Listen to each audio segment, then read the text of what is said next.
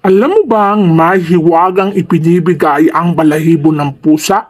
Kung saan ito natutulog o tumatambay ay agaran mo lamang kunin ang balahibo na nalaglag sa katawan ng pusang iyan.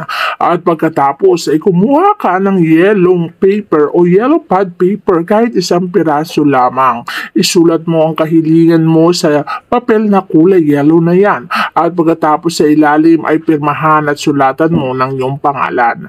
Bulungan mo rin ito ng iyong kahilingan at ilagay ang balahibo ng pusa bago mo tupiin ang papel na yan.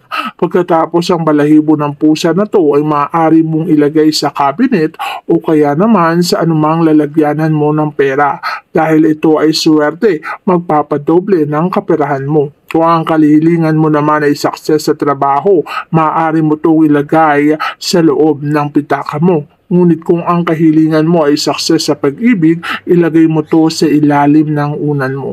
At natitiyak ko sa iyo ang hiwaga na binibigay ng balahibo ng pusa na yan ay mararanasan at mararamdaman mo. Napakaraming hiwaga, napakaraming swerte. Ganyan lang naman katindi ang binibigay na swerte sa atin ng ating mga alagang pusa. Kaya naman mahalin, pakainin at alagaan mo sila, huwag mong sasaktan ng ating mga alagang pusa upang hindi maibalik sa iyo ang pananakit na yan ay magiging doble kasi ang kamalasan. Kaya mahalin mo ang pusang iyong alaga para ang balik naman ito sa iyo ay dobleng kaswertihan. Ganyan lang naman katindi ang binibigay ng ating mga alagang pusa. May balik sa iyong swerte kaya alagaan mo silang maputi.